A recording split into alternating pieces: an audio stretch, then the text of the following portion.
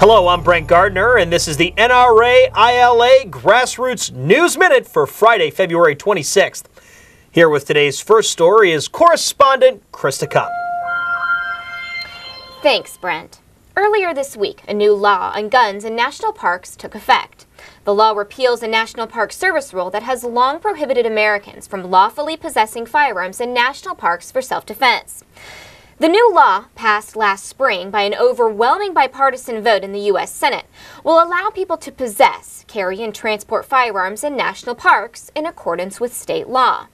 However, many details remain to be worked out, as reports indicate that National Park Service officials are debating issues such as the definition of federal facilities, where firearms will remain prohibited under a different federal law. NPS officials are expected to issue further information, and some parks have already published information on their new policies. Because state laws vary greatly, before you visit a national park, you should check the park's website or call the park headquarters for more information. NRA will provide updates as they become available. And now, back to you, Brent. Thanks, Krista. Once again, it's time for the Brady campaign to further discredit itself. Since its inception as the National Council to Control Handguns over 30 years ago, the Brady campaign has premised its entire agenda on the notion that having more gun control laws, and therefore fewer guns, means that crime must necessarily decrease. However, history has certainly not been kind to the group's delusion in recent decades. The severity of gun laws has been diminished at the federal, state, and local levels. The number of guns has increased by over 4 million a year on average. And today, the nation's murder and total violent crime rates are 45 and 35-year lows, respectively. If you're a gun control group, this isn't the kind of thing you want to put on your press releases to the Washington Post.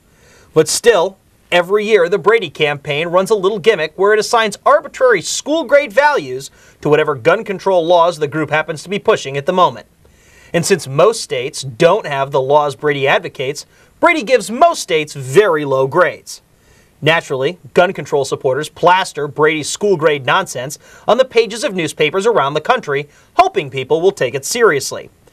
Brady came out with its 2010 grades this week, and here are a few highlights of Brady's annual exercise in school-grade silliness. Brady gave only 2 states passing scores for having some of the gun laws it wants: California with a C+, and New Jersey with a C. There were no Ds. The other 48 states received Fs. Yes, we are talking about states with restrictive laws such as Massachusetts, Maryland, New York, and Illinois, all of which got Fs. Brady gave California its best grade for having the most gun control, even though California's murder and total violent crime rates are 10% and 13% higher, respectively, than the rates for the rest of the country. Utah got Brady's lowest grade because it has the fewest gun control laws.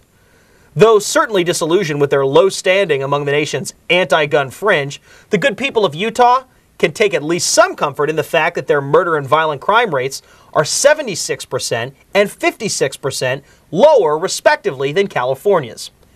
So is it our imagination, or are Brady's state grades getting worse as the nation's crime rates go down? For more information on these stories and for up-to-date legislative alerts, please visit our website at www.nra.ila.org.